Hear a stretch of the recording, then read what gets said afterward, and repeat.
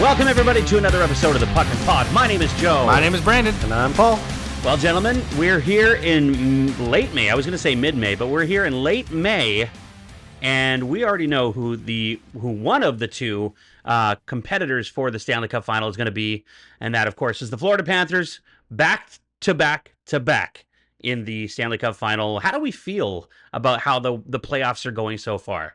Considering it's been 6 straight years that Florida's had a team in the final, I don't know. 6 straight years, yeah, that's right. I mean, you've got Tampa Bay for 3 straight, now Florida for 3 straight. They don't pay any damn taxes. That's got to say something. I did see somebody on Twitter today say it's Toronto's turn next, so hopefully that's something you guys... Working their way down the Atlantic Division. Yeah, that's right. Yeah. And maybe move your way over to the western Watch it side. skip and just go straight to Ottawa or something like that. That'll really screw with us, Paul. Yeah. So, honestly, this has been an interesting playoffs. I actually said on our group chat the other day that this has been both a frustrating and confusing playoffs. Yeah. I've found where it's like you think one team is going to just take it all. I thought after that game that Dallas had against Edmonton in the very first game that it was like a no-brainer that Dallas was going to take it all the way. And here we are. Edmonton is currently up 3-1 in their series. They have a potential right now. It's 3-1 after one period for them. They could take it to them and then go back to the Stanley Cup Final again, and we can see an Edmonton-Florida final one more time. Rematch again? It's funny because, the way we see it, Florida does look like the heavier team when you compare the two, right? But is Edmonton that type of team where it's like you probably shouldn't underrate them? Like I've been doing literally all year, where it just feels like they're winning because I'm cheering against them, right? I would say looking at both of those teams, you've got quite the juxtaposition between the two of them, because Florida seems to be all about heart and grit and just kind of grinding your teams down, whereas the Oilers have quite the mix of that. Yeah. Right? They've got players that do sort of a little bit of everything, and they've, of course, with that star power and in the top end of their roster, with the mix-in of the other guys. I'm curious to see how that final will go this year. What I did want to ask you guys, though, is are you surprised about Florida? And I don't mean that because of the Stanley Cup champions last year. What I mean is specifically the way they played down the stretch. Now I know there's injury issues, but are you surprised that Florida's kind of... I mean, I don't want to say they dominated the Toronto series, but there was parts of it they really did. Mm-hmm. I wouldn't say there's hardly any part of that series where Toronto completely dominated. It was even or slightly above for Toronto in the spots where they were playing well. But when Florida took over the game in that series, Florida took over the game. But in the other two series, they just basically dominated. Are you guys surprised? What do you think about that? Considering there wasn't much of a roster turnover besides, Lorenz, Stolars, and Ekman Larson leaving. Oh, where'd they go? Yeah. I'm not really all that surprised, to be honest. They've shown to be a hard team. I think during the regular season, when you're dealing with injuries and you're dealing with whether you're on the road a lot, like the benefit to the playoffs is maybe you're on the road for 2 games, you're back home for 2 games. Like there's that ability to be home a little bit sooner, and I think that energizes your team too in the process compared to like in the regular season where you might be on the road for 7 or 8 games, which equates to 3 weeks maybe away. So I think that plays a part for them. The injuries obviously played a part. Now that they're fully healthy, they're the beast is out of the box kind of thing, right? They are showing their true colors. They might have had a slow start in Toronto, but Toronto came out gaming but couldn't handle the high pressure. You look at Florida, they are a high pressure team.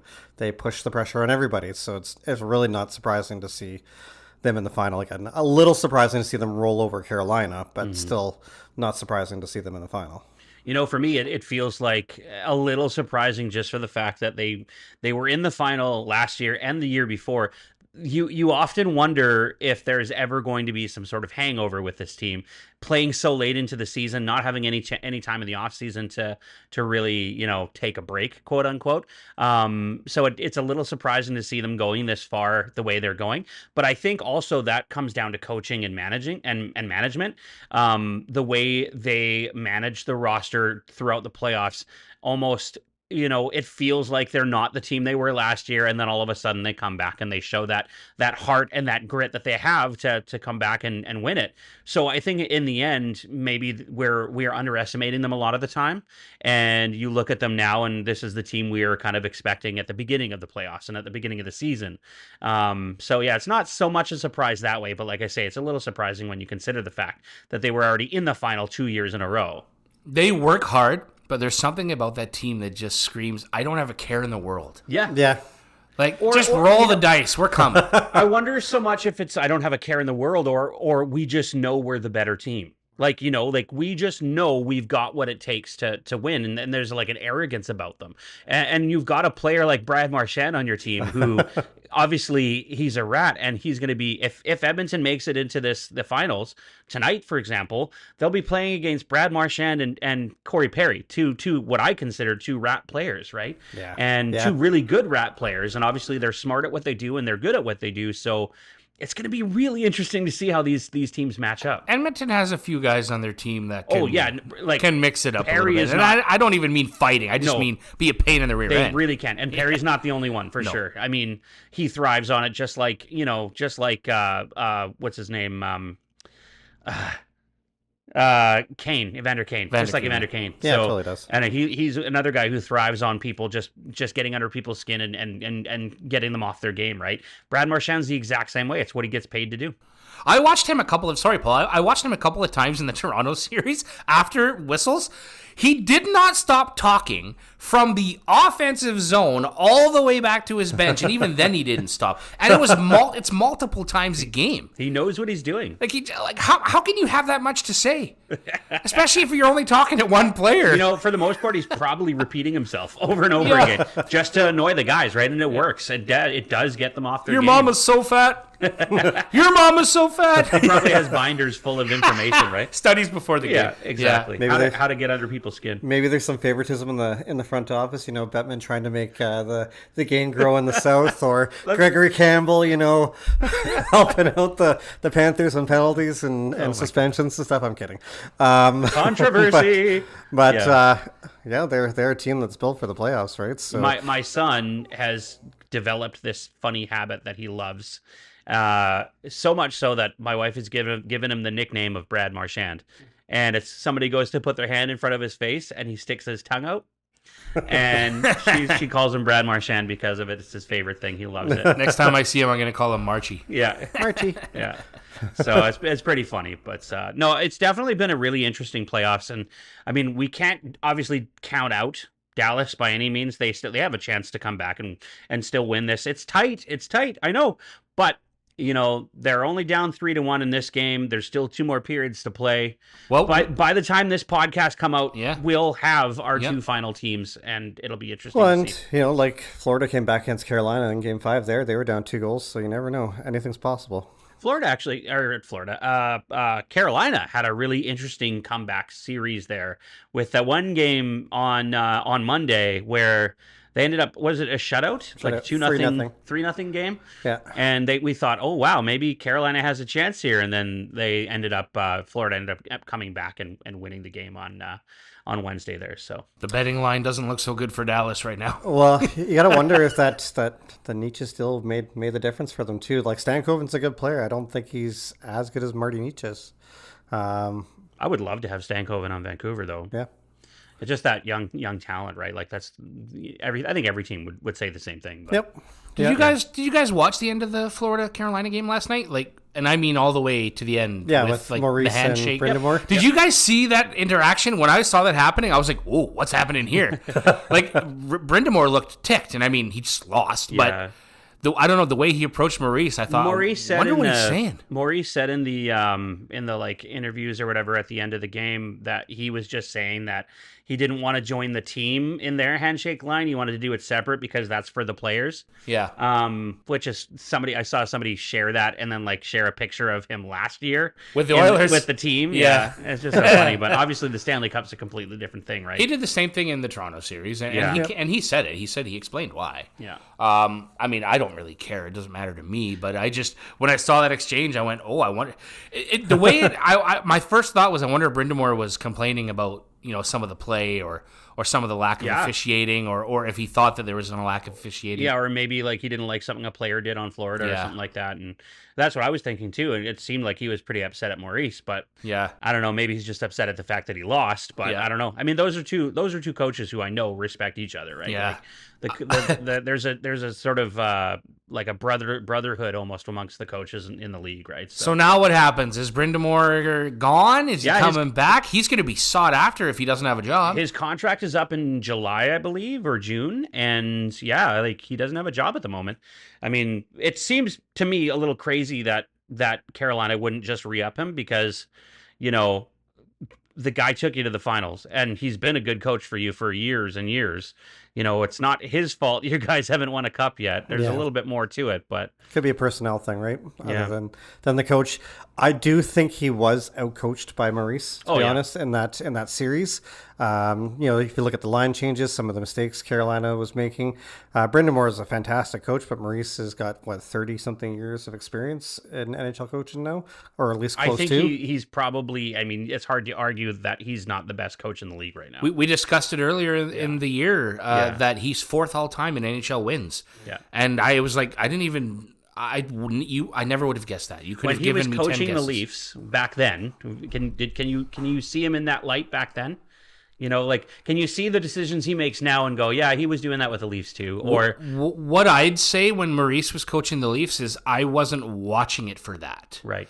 At the time, I didn't notice things like that. You I weren't didn't breaking down the notice. game I didn't understand the game to the point the way I do now.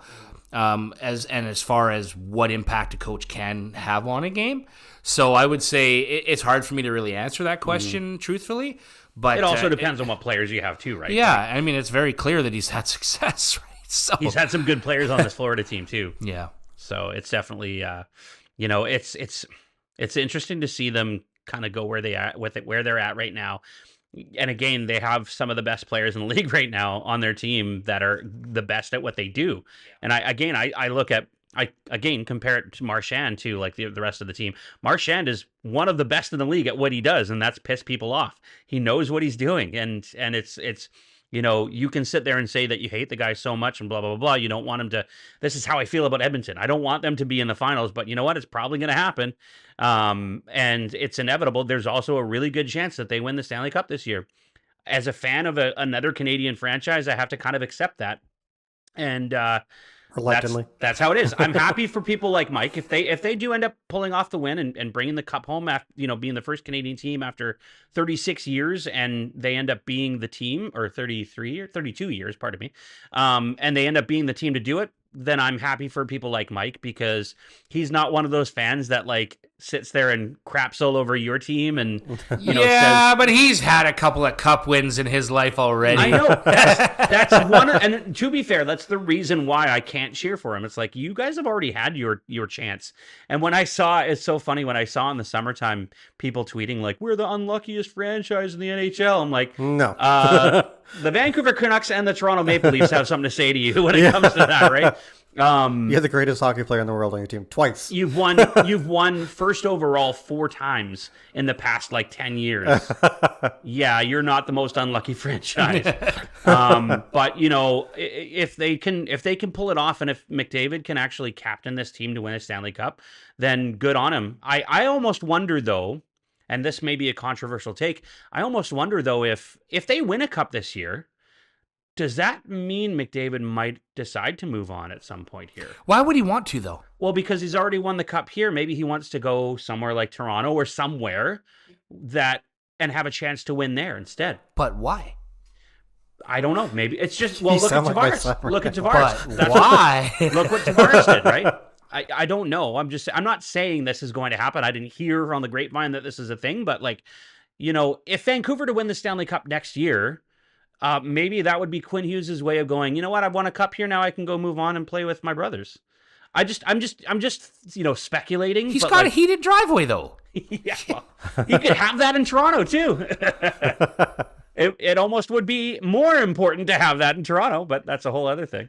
Anyways, just I think at this point in my sort of fandom when it comes to the way I feel about Edmonton and stuff, I have to come to terms with the fact that there's a possibility they win the cup this year. And I'm going to be happy for people like Mike, who I think, are real fans of the game, not just the team. And I think that's the thing I appreciate more. I can't sit here and go, F the Oilers and their fans and everything, because what's the point? In the end, if they win, they win. And that's just what it was meant to be. So for national pride's sake, yeah, it'd be great to see the cup come back to a Canadian team. I can't say I'm a huge supporter of the Oilers either, but they're not my least favorite Canadian team. So, and it's funny when you say that, the national pride thing, because when you compare, I would rather Dallas win for the fact that Jamie Benn's from Victoria. Yeah, I would actually have a chance to go see the cup. You know what I mean? And I mean, obviously, I mean that on the team level, not. I know, not the I player understand level. that. I'm just saying, Yeah. they would get their parade. It's not like I can go to Edmonton and watch it. I could, but it would be, expensive to fly or drive out there and Think do about, that. Think about it, in the next 2 years, both these teams could look different in terms of the star power that they have. Bennett's a free agent this summer. His stock has gone up a lot during these playoffs, and even the last playoffs, he's got the most goals right now in the playoffs so far. So, his stock has gone up. Florida might not be able to afford him. I think you're right. Same with McDavid next year. His contract's up at the end of next year. If he doesn't win this year, he might want to move on. You have to think, though, that Edmonton will do whatever it takes to hang on to it. He's literally the face of the team. He means more. I would say he means more than Draisaitl does to Edmonton. Oh, definitely. Draisaitl is important to Edmonton, but I just think that nobody's more important than McDavid. Draisaitl is about to become the highest paid player in the league on his next contract here, unless Marner swoops in and gets. We're just hearing that a lot, aren't we? Just every player that comes into free agency, they're about to be the highest paid player in the league. Well, there's always going to be, right? And the thing about it is the cap goes up now. We're in a phase now. We're about to see that, as I've learned last week, we're about to see the cap go up $9 million, which is insane to think about. Because we're so used to the cap going up maybe $1 million, maybe not at all, for the last, 5 years, something like that. It's just felt like a dead cap, right? So it's definitely interesting to see. A lot of teams are going to overspend, and a lot of teams are going to overpay for players that probably shouldn't get the money they're about to get. But confirm or deny, with what's happened in these playoffs, would CCM have completely dropped the ball if they don't go after Sam Bennett in the offseason to try to get him on an elbow pad commercial? Isn't that a complete drop of the ball, or drop of the puck, so to speak? With a little soft spot on the elbow. That's right. A little worn there. I guess you could probably say the same for Gillette shave cream, and shaving his head, right? So. That's hilarious. Maybe you could do a special contract for certain players who dive as well, get some swim goggles or something like that. Have the paired McDonald's commercial with Michael Phelps. Some swim shorts. Hire Brad Marchand for that would be that's right. For Chuck E. Cheese or for blizzards. Apparently, it's come out the last couple of days that apparently he does blizzard runs for the team. That's right. I saw that. Yeah, that's sort of their tradition, right? That's so funny. I don't know. I think in the end of things, you kind of have to just look, especially if you're a fan. If you're a fan and you're watching these teams play and you don't cheer for these teams and all you want is these teams to lose, I think you just have to come to terms with the fact that this might be their year. And I just think of myself in this scenario, and I might be bitter about what happened last year with Edmonton, and I might not like Edmonton. I feel like the way I used to feel about the Leafs years ago.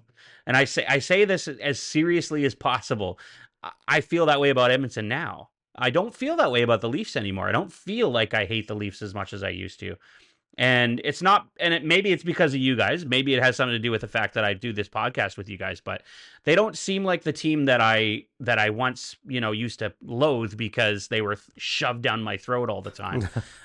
It feels like Edmonton's shoved down my throat every time now I see this. These commercials that you're seeing now, it's constantly McDavid, and the Oilers, because they're such a good team, right? They are now possibly 2 years in a row in the Stanley Cup final. Even in the commercials that Draisaitl does, he looks like a jerk there too. I know. That's just his personality. He just seems like a miserable person. Maybe it's a German thing. I think you look at the players that you might not like on this team, and it's kind of like the new enforcer, right? You look at somebody like I look at somebody like Evander Kane, and I would be like, that's not a player I'd want on my team. But if it gets you to the Stanley Cup final 2 years in a row, and he may be a part of that reason why, then maybe it's not so bad to have a guy like that on your team. That's sort of like the way the league it seems to go now. It's just more pests than guys who kill people, so to speak. Getting hot at the right time, like Skinner is kind of playing out of his mind right now. That's when another thing. He was like not doing good at all. Now he's just blows me away. Best in the playoffs. I think Edmonton fans would argue too, like it's not so much Skinner's fault a lot of the ways. Yeah. In that the defense sort of collapses at the wrong time and they get some unlucky goals. But it blows me away to see Skinner be as bad as he's been, quote unquote, be as bad as he's been in those big losses, only to come back and get like shutout after shutout. It's just like, what's happening here? Now, how much does luck play into that factor? Because I was talking to Mike earlier, and he gave us a little bit of a hot take on what he thinks about the Oilers so far, and he was saying something like in the last 2 series combined, like Stuart Skinner's had there's been 10 posts hit. Right. And, and he would say that, goalies would say, oh, well, I had the angle cut down. Like, yeah. Like, there's a little bit of puck luck there, right? Like, you can't deny that it exists. It's literally a combination of positioning and luck, for sure. I mean, you've got to be in the right position for that to happen because you have to be giving them not much to shoot at. But yeah, I mean, for the most part, you got to consider that as being lucky for sure. And hey, good on them if you can pull off, a victory to get you to where you're at right now. Obviously, it just blows me away how crazy it's been this, and that's what I mean. It's been so frustrating and it's been so confusing, these playoffs where, Skinner seems like he's not the goalie for Edmonton. And we said this last year.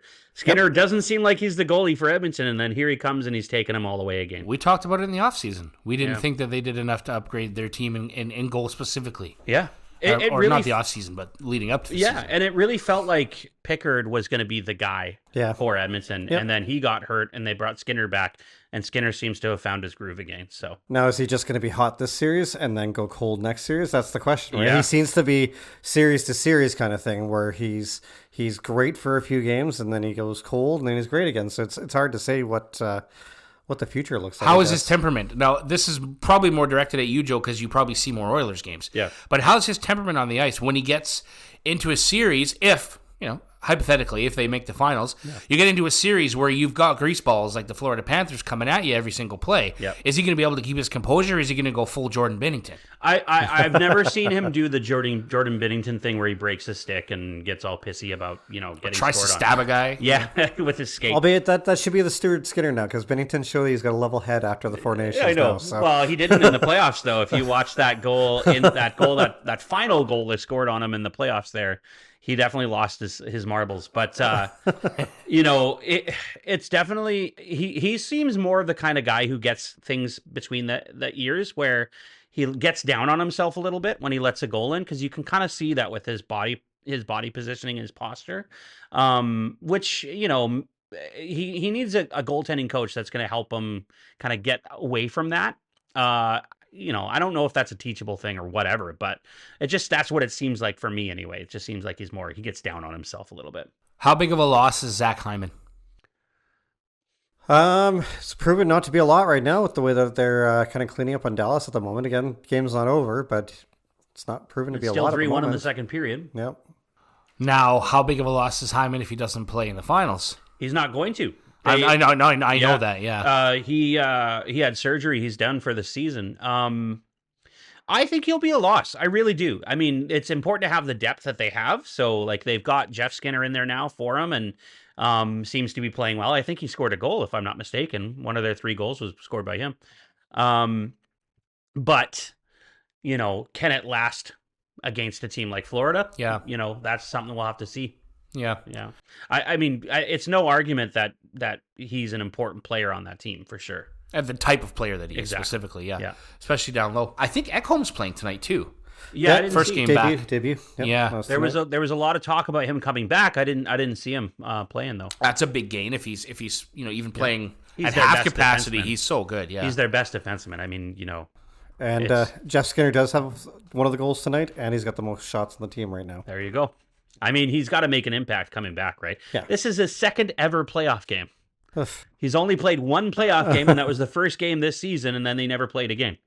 So it's definitely it's important for him to obviously make an impact for the team. Was he worth letting go of Broberg and Holloway for, right? Probably not. Hey, there's a commercial that's important to me. The Abbotsford Canucks, by the way, I have to interject here. The Abbotsford Canucks are currently on their way tonight to play. In fact, they're playing as we speak. Round number 4 of the AHL playoff. It's not on TV. You're not going to find it on TV. Oh, I see. You're not looking for it on TV. Baseball, my friends. Switch the channel to a baseball game instead. Abbotsford Canucks are playing the Texas Stars right now for the conference championship in the AHL playoffs, which is really exciting.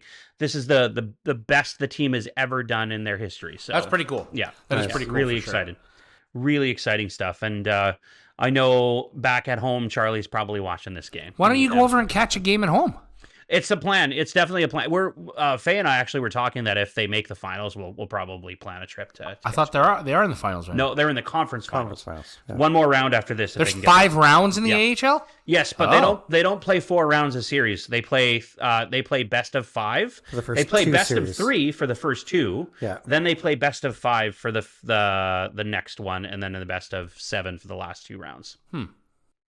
AHL's funny that way. The PWHL is the same. Actually, they do best of 5 for their series as well. The Minnesota Frost just won their championship. Nice. I want to say it was like 2 days ago. It might have been on Wednesday, or it might have been on Monday. Pardon me. But coming up in a couple of weeks, not next week, but the following Monday, which is the 9th of June, I believe, is going to be the expansion draft, where we'll see the Vancouver team and the Seattle team get to pick their teams in the expansion draft, or their players in the expansion draft, which is kind of exciting.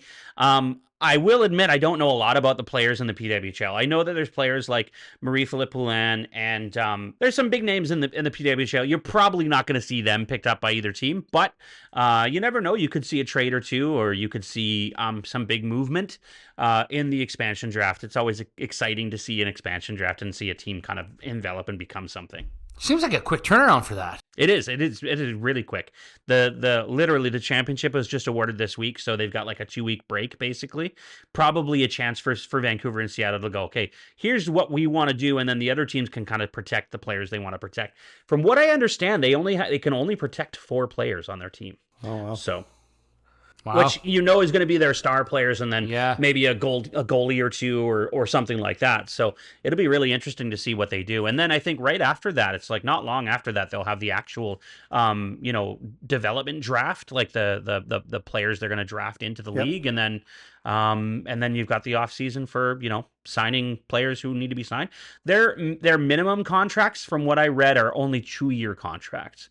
So when they sign like an ELC, for example, it's only 2 years, and then they have to figure out what to do from there. So yeah, it's kind of exciting. It's exciting to see something becoming of just an idea of a team in the first place. Yeah. Right? So yeah. And I'm still curious what their team is going to be called. I have a few ideas, but you just never know what they actually choose. They don't even have names yet. Yeah, no. Maybe they'll be the Golden Knights of the PWHL. Yeah, really. Never know, right? Yeah, the Goldilockses. The Goldilockses. Talking about obviously, changes happening, and we're talking about playoffs and stuff like that.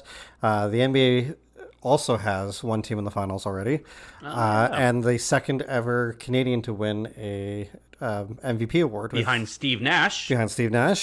Shai Gilgeous-Alexander. Is Steve Nash still coaching in the NBA? I know he was. No, I think he last coached the Nets, and I don't think he's had a job since. Got you. Okay. Just confirm that's Western Conference MVP, right, for OKC? No, it's league MVP. He got. Oh no, OKC won the Eastern. Yeah, won the Eastern Conference. Eastern or Western? I'm pretty sure maybe it is Western. I was just looking here. It looks like GA was unsurprisingly named the Western Conference Finals MVP. Go. Yeah. But was he named MVP of the league as well? He was the league MVP as well. So he was both of them. So that's pretty crazy. It is the West. Yeah. But so who's left then? Who's still playing? So the Pacers and the Knicks, and that's Siakam and OG Anunoby on opposite teams playing against each other. So it's like, who do you cheer for? The Pacers are up 3-1 right now in their series. They're playing tonight right now, actually, as it is. Yeah. I haven't caught too much of it, but I've been looking into Siakam, and he's been overpowering the series for them over the Knicks.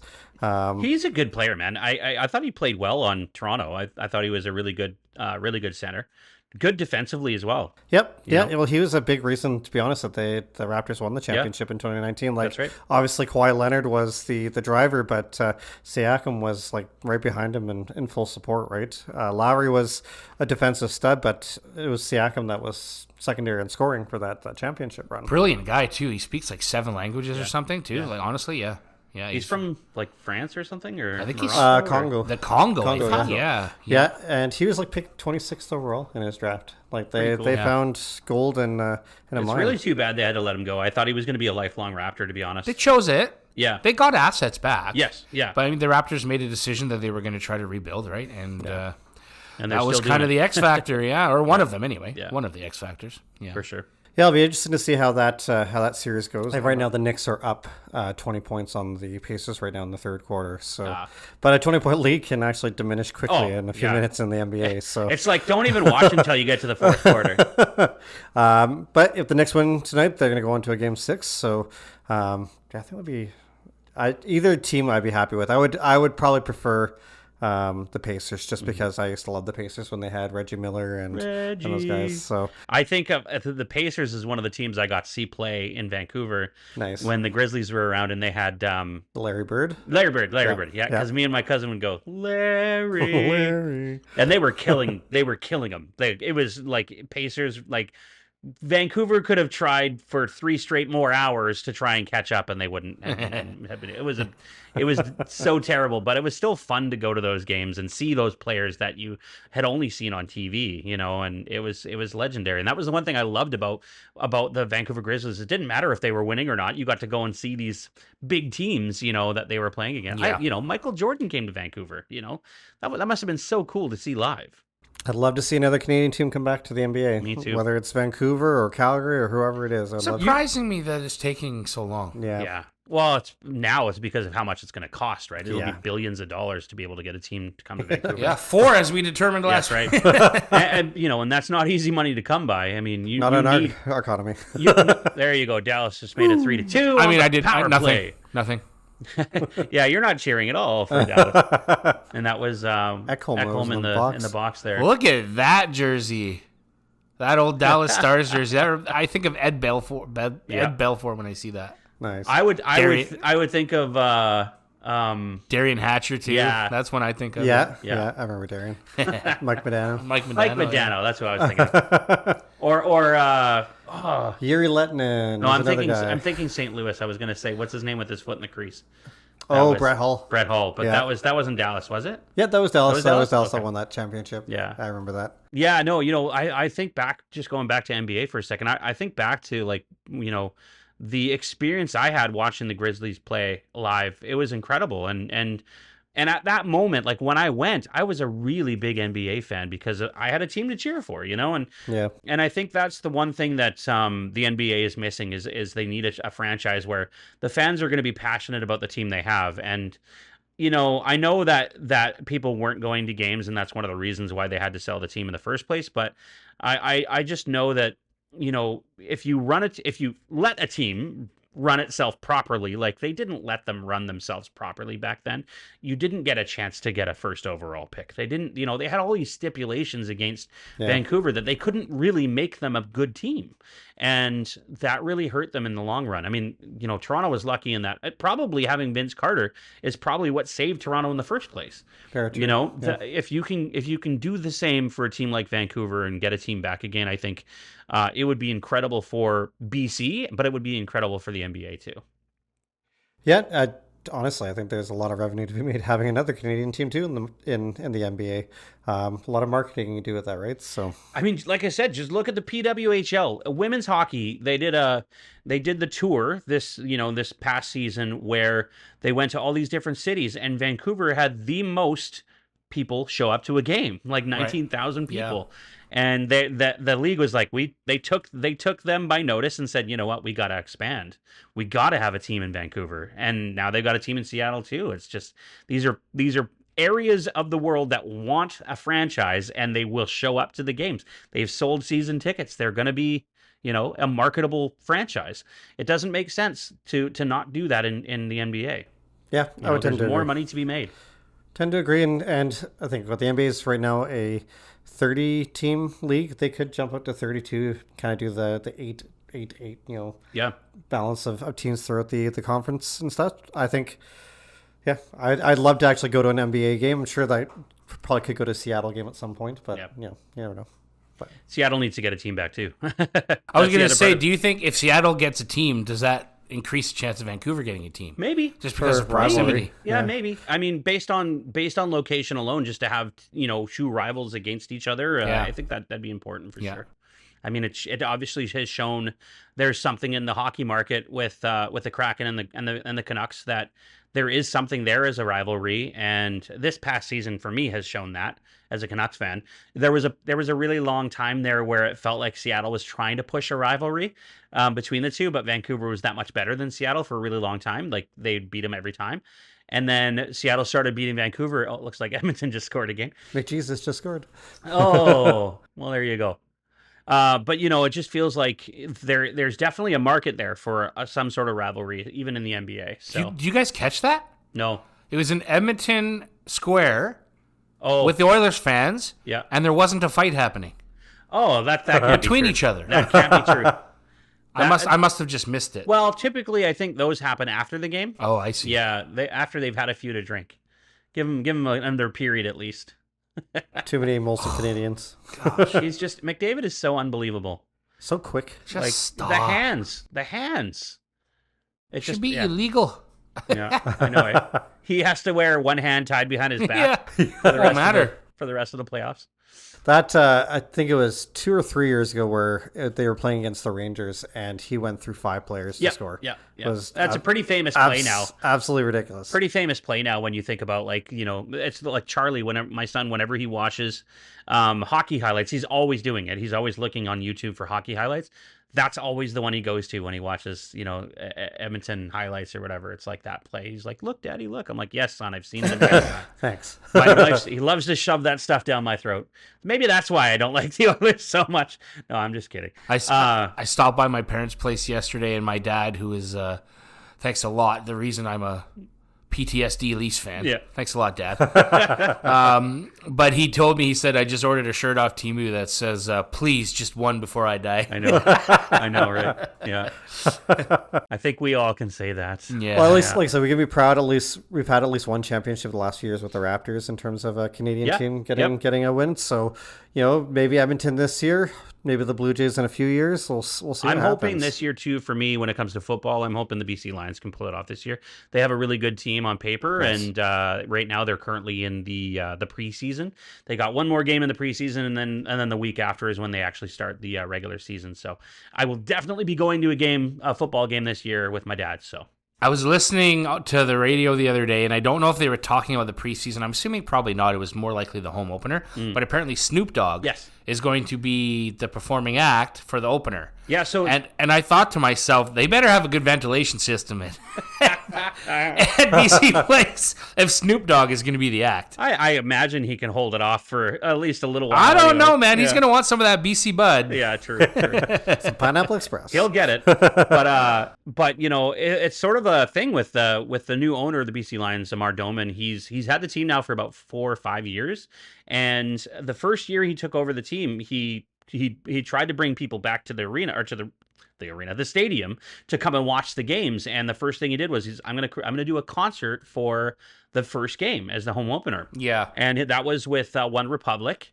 And it was great. It was like huge. People loved it. And then it became this ritual. And now, like, the whole league has taken notice, and they're trying to do similar things, right? Like, let's have a concert. Let's do special, events to bring kids back to the games and stuff like that. I think that's the thing that they need to look at, is how can we accommodate not just old school football fans, because when they started this concert series, a lot of the old school fans are like, oh, this takes away from the football and boo, boo, boo, and it's like, no, guy, like, we're trying to bring more people to the games, and we need to appeal to younger people and have them interested in football again. Yeah. Because once the old people die, there's no more people to watch football if there's no, if you're not appealing to everybody.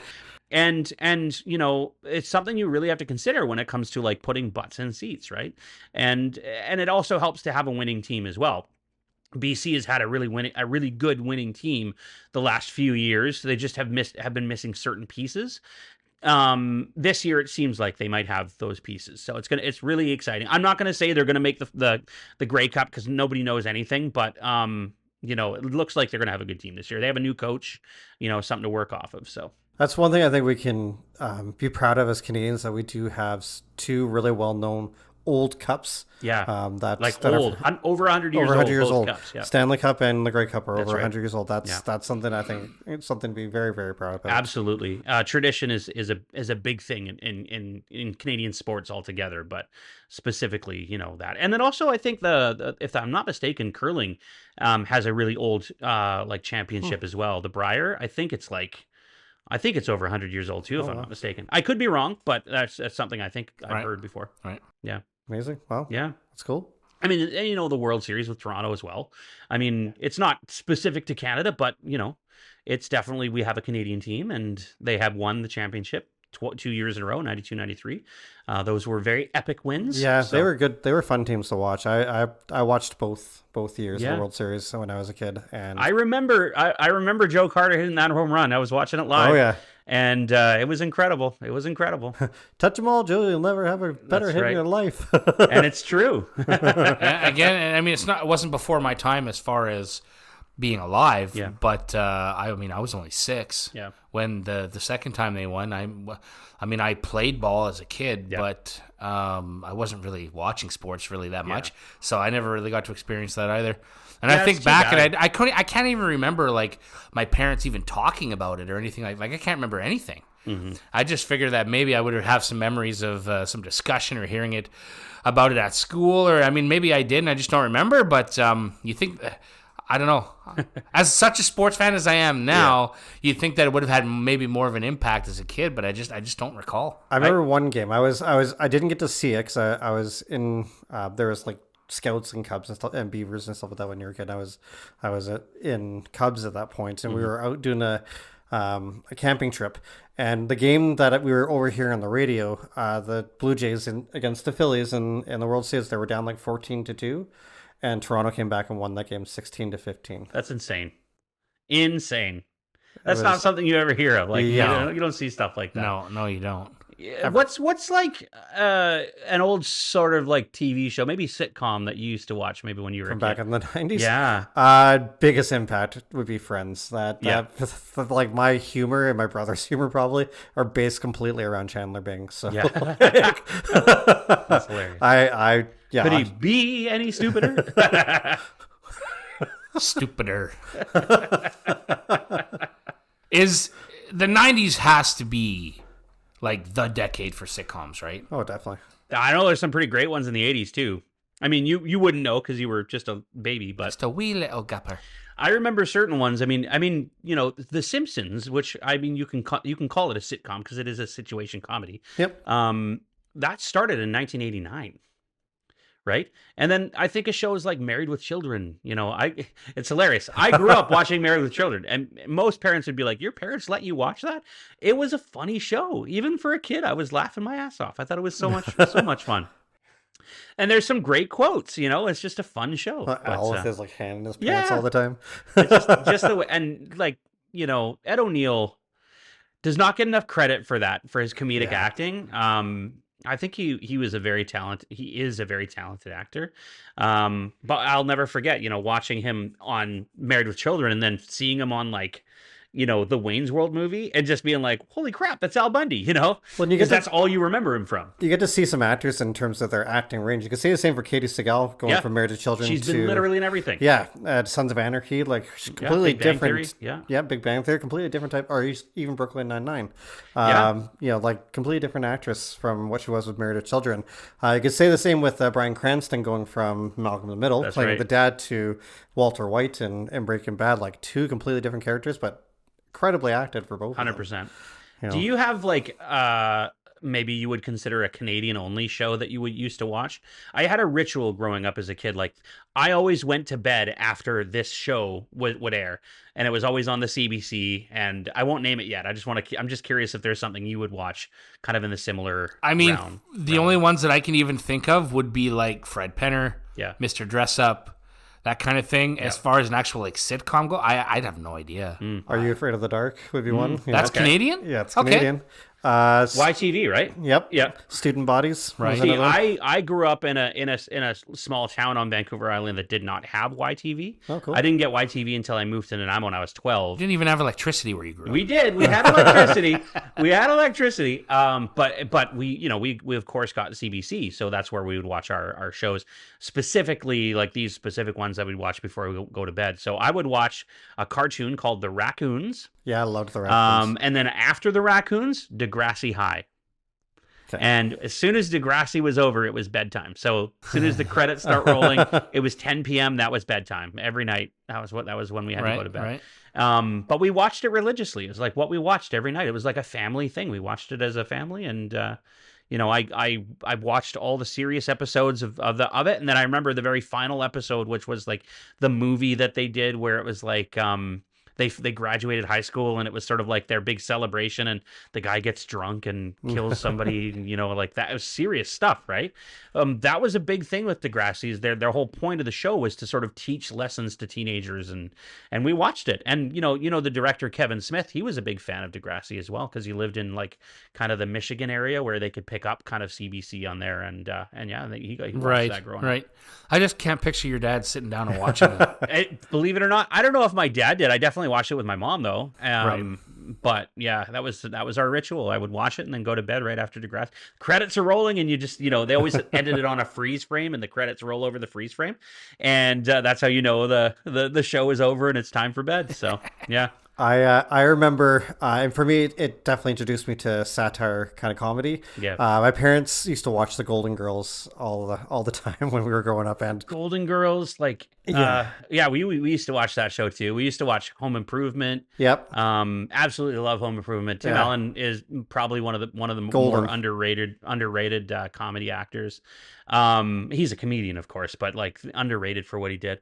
And then we would watch Friends as well, of course. And then I never got to watch Seinfeld growing up. It wasn't until I became an adult that I started watching it, and I absolutely love that show. I hated it as a teenager. Honestly, it's just because I didn't probably understand the comedy. I found it, like, parts of it funny. Kramer could be kind of funny, and Jerry could be kind of funny. Usually when Elaine was attacking Jerry, I would laugh kind of thing. But overall, I didn't understand it. I didn't like it as a teenager, but I kind of got reintroduced to it in my mid-20s, and I was like, oh, this is actually quite funny. I really like this. I literally go to bed at night watching it on my TV in bedroom before I go to sleep. It's like we go to sleep to Seinfeld. It's just such a funny show. I was just looking up the Rotten Tomatoes top, I think it's 200 sitcoms ever. And so out of the top 12, 11 of them, I've literally never even seen a full episode. Oh, you got to tell really? me. I'm serious. Yeah, go ahead. Any guess as to what the number one rated show is? Sitcom? I'll throw a shot in the dark. I'll say Third Rock from the Sun. Not in the top 12. Okay. Is it more of a recent show or older show? It's an older show. Friends? Nope, but it's in the list. But it's not number one. Okay. Well, what's the number one sitcom? Let's think here. Seinfeld? Is Seinfeld in there? Seinfeld is in there. Is it number one? Yes. Okay. I've never seen an episode of Seinfeld. Mm-hmm. Number 2 is I Love Lucy. Okay. And that one kind of started sitcoms that really in It general. really did. Yeah. Fair enough. My dad literally went to my parents' house the other day. My dad only watches like old recordings of TV shows. He's got them all on a thumb drive. So you come over to his house and he's plugged one in and he's watching.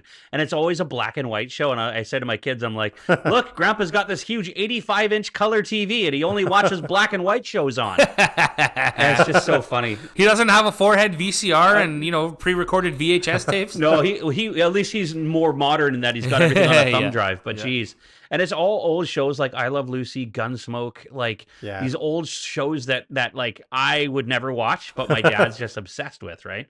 And the storylines are just the worst, and he loves them. So Show I used to love and probably doesn't get enough recognition, but it had great actors on it was Three's Company. Oh yeah. I used to watch knock that on our all the door. time after school when I was in high school. I loved it, and it was from the 70s, Yeah. but it was playing on reruns Yeah, in the late 90s. we used to watch that too, and then like WKRP in Cincinnati. Yeah.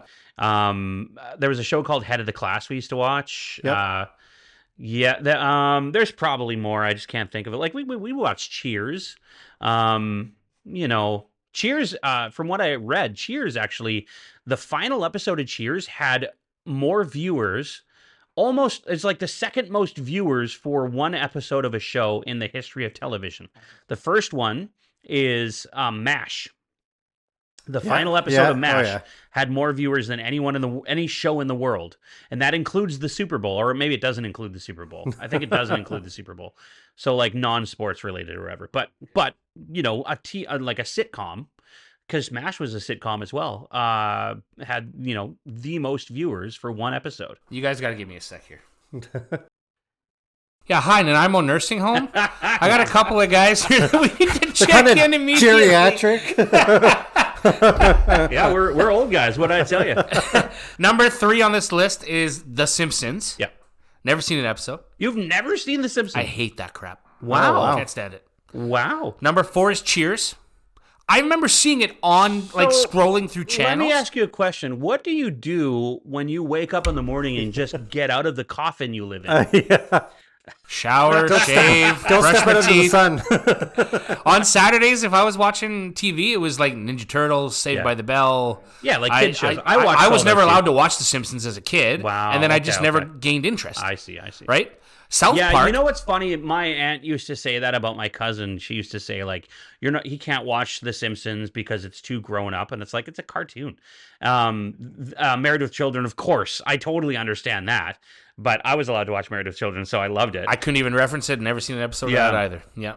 I remember that my cousins were, because my mom and my aunt are very close. Yeah. And they've always have been. Yeah. My cousins were allowed to watch Simpsons and whatever show they wanted. And I remember them always referencing it. And I'm like, I want to watch The Simpsons. And Mom's like, you're not watching The Simpsons. I'm like, okay, whatever. Your mom did not want you to conform. Yeah, to I all could the other watch children. like From Dusk Till Dawn with my parents on a Friday night or something. Like, no big deal.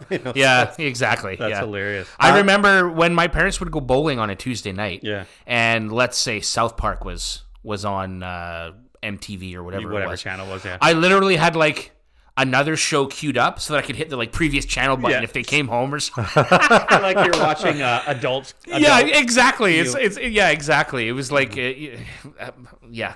That's hilarious. With obviously like enjoying sitcoms, it was nice at least from the 90s going to 2000s that you could have shows that you could transition from one to the other. Like when Friends ended, it was sad because I'm like, well, what am I going to watch now? And literally the next year came How I Met Your Mother came out. Yeah. And that really caught my attention. Big Bang Theory was only a few years after that to come out, and I was a big fan of Big Bang Theory. I liked How I Met Your Mother. Yeah. It took me a while to get into it. Like I didn't start watching it until until about 2010. Okay. When I moved to Vancouver, and I remember just thinking I need something to watch, so I watched one episode, and I was really into it. And that one ran for 9 years. Like Big Bang Theory ran for 13 years. Yeah. Like it's again, if you have that comedy that you can kind of relate to, it's really good. Like it's a fine line with situation comedies. It's like to make them last that long. Like they probably could have ended Big Bang like 2 years prior, kind of thing. But they just kept going. And you're talking about keeping shows running, like Brooklyn Nine-Nine. Like I found that to be a hilarious show with Andy Samberg. But it got stalled for a few years because they didn't have anybody that could distribute it until Netflix took it over and was able to finish it off. Yeah, but that's right. Yeah, like it's good to find those transition shows. I haven't lately found too many transition shows to watch, but had a long period there. I'm like I at least had one show I could watch that make me laugh. So what's a show that you're watching now that maybe the audience doesn't know about that you'd like to promote? Say a situation comedy specifically. I don't really watch comedies. Yeah, if I'm being honest with you. So is there an older show than comedy wise that maybe you will? There's tons that I watched as a kid. What, for like sure. something that you might look back now at and I mean, kinda Friends for sure. But and I was late to the party on Friends. Right. Yeah, I remember I didn't saying start that. watching it till probably the early 2000s, and that time it was kind of reruns and it was all over the place. used So to I have- couldn't really, I didn't really get to experience kind of the timeline Yeah. of Friends. I just Yeah. kind of caught whatever, whenever. Yeah. And then Tiff and I tried to watch it from the beginning, years and years ago, and we were interested at first. She kind of lost interest a little bit, and I mean, I'd seen a ton of it, so it didn't really matter to me at that point. But I mean, that's the big one. I would say Friends is kind of a no-brainer. Actually, on this top 12 list, that's the only one that I've seen episodes from. right. That's the show that I have seen episodes from. And I would like to think, I mean, I don't know for sure. I think I've seen most of them. At least that's at some point in my life. But I mean, we're talking shows like Cheers, MASH, Yep. The Office, Taxi. What? The Office is on here twice? That's true. Well, there's an American and a UK version. Oh. I was looking at comedies now. It's definitely on the dark comedy side, but on Amazon, The Boys is a really, really good one to watch. It is a very, very dark turn on superheroes. Yeah. And there's definitely comedy in it, but it's quite gruesome to watch too. Yeah. So, if I was finding something now that was along those lines, it would be probably The Boys. I remember watching, again, I liked Fraser, not necessarily in Cheers, but when he had his own show. Yeah. Didn't like it at first because it was too kind of Like- poshy Yeah, almost in posh, terms of yeah. the way they talk. I But would then agree with that. Once you got into like the hijinks of what Kelsey Grammer actually does with his character, same with his brother. Nice. Is it David Hyde Pierce? Yeah, I think it yeah. is. Once he actually got into understanding their hijinks, they're actually quite funny. And I liked actually David Hyde Pierce's and Daphne's relationship in that show. Yeah, So it yeah. made it really easy to watch. There's too. always, it seems like whenever there's a sitcom specifically, there's always a will they, won't they, right? Like, Yeah. like it was like that on Big Bang Theory. It seems like every sitcom you think about, there's always a will they, won't they, and they think that's what keeps them going. Really, they try to drag it out as much as they can until they realize they can't do it anymore, and then the will they, won't they either gets together or they don't. In the end. But, And like sitcoms, especially comedies, you can kind of, I mean, I don't know, maybe your guys' experience is different than mine, but watching Friends, for example, it didn't really bother me when it ended. yeah. Or, something like that. Or I'll give you another example here in a second, I'll explain.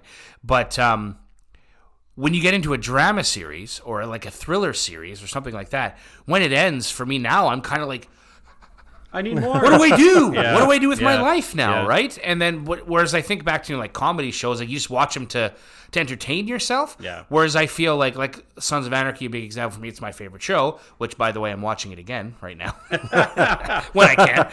It's like I invest myself in it. Like it's just one of those things where I'm scrolling through this list of sitcoms. The next show that I can see on here that I've actually had some resonance with and seen some episodes of is number 57 on the list. And it's Fresh Prince of Bel-Air. Fresh Prince of Bel-Air. Nice. Yeah. Oh, Yeah. great show. So we're running out of time. Let me just give you my quick sitcoms, and then we'll have to wrap up the show here. But the sitcom, there's two sitcoms in particular that are currently playing right now that I'm really into. It's Always Sunny in Philadelphia, one of my favorite comedies out there. It's been going on for like 13, 14 years, 15, might even be Yeah, it's 15 pretty years. close to that now. And then the other one is actually, I just started watching, like, this is the first season for it, but a show called Georgie and Mandy's First Marriage. It's a spin-off of Big Bang Theory. It's actually a spin-off of a spin-off. So Big Bang Theory's prequel, which is Young Sheldon. Okay. That show just ended, I think, last summer or something like that.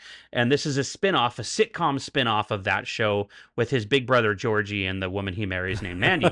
They have a baby together, and it's sort of like all this hijinks and stuff. And I don't know, I've just kind of gotten into it. I'm an emotional viewer when it comes to watching shows, and like with Friends, when it ended, I cried. Yeah. I got emotional. I was I like did that too. with How I Met Your Mother, Yeah, and same all boat. that kind of stuff. So you try to relate to the characters, and it just sort of, that's where it hits you the most, right? So What I find kind of cool about those shows that are long lasting is the journey. yeah. Yeah, very Right? much the When case. you remember when it first started to how things have changed so much at the end, and it's just, you think back and then you watch it a second, third, fourth time, and you're still picking it. I forgot that happened, kind of thing, right? Yeah, especially just with crazy. those reruns. Yeah. Speaking of the journey, gentlemen, we have journeyed through to the end of the episode. Okay. It's been another great episode. Lots to talk about, obviously, and I want to pick up some more next week with maybe some talk on the CFL football season that we're looking at ahead here, and then maybe some more hockey talk. 'Cause We'll have a concrete idea of how hockey's going to end. we know what and the what's gonna final happen. round will look Yep. like. That's for sure. future. Once again, for the Puckn Pod, my name is Joe. My name is Brandon.